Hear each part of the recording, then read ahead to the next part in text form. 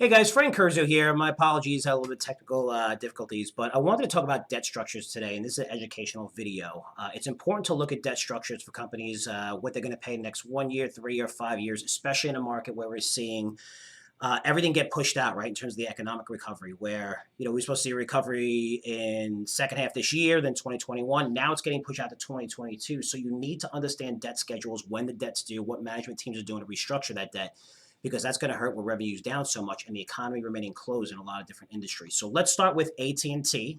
AT&T is one of the most heavily debted companies. They have a market cap right here of 200 billion to 11, and if you look at their total debt, it's 200 billion, right? So you might say, "Oh man, this is crazy. They're going out of business," and we hear that all the time, right? That AT&T is going to go bankrupt. I heard that, basically, if someone's telling you AT&T is going bankrupt, it's because they're selling you something or they don't understand financial analysis, and I'll explain why. Because when you're looking at that debt, there's a lot more to look at. And let's bring up the debt schedule for AT&T. So this is Capital IQ, guys.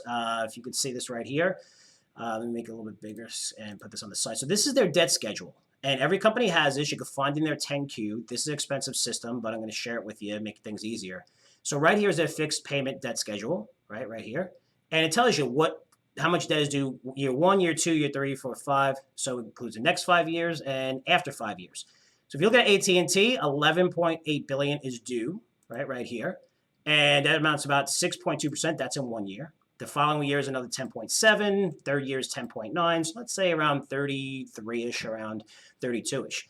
Only 28% of their debt is due over the next 5 years, which still amounts to 54 billion, which is a monster number. But let's bring everything back here, and it's important that you look under the hood.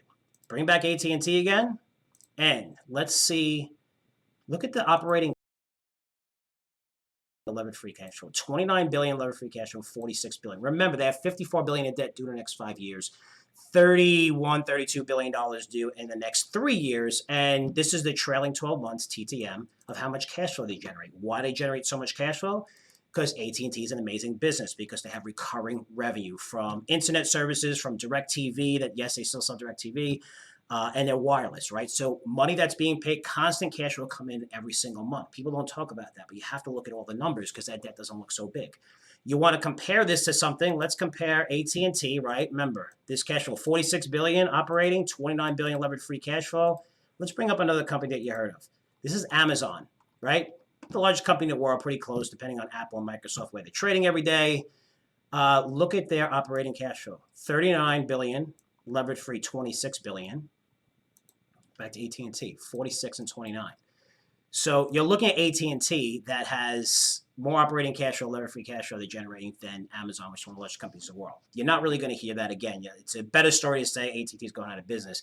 The more important point of this video is you need to start looking at debt schedules. You could find it in a 10Q on companies' websites, but that's going to matter as we push things out further, because there's businesses out there, guys, that their revenue, look at, if you're looking at casinos, if you're looking at airlines, if you're looking at cruise lines. I mean, some of the revenue shut down 180, 90%. That's at the capacity. And even if it goes to 50, 40%, that debt is going to be a very, very big deal. And that's going to separate the good companies from the bad companies, especially going forward. As the coronavirus spreads, we're closing more stores again and more operations. Debt schedules, I would say, is going to be one of the important metrics you need to learn to understand how to analyze companies over the next 12 to 18 months. Hopefully, I did a decent job for you. Hopefully. But as always, I'll report back to you guys soon. Take care.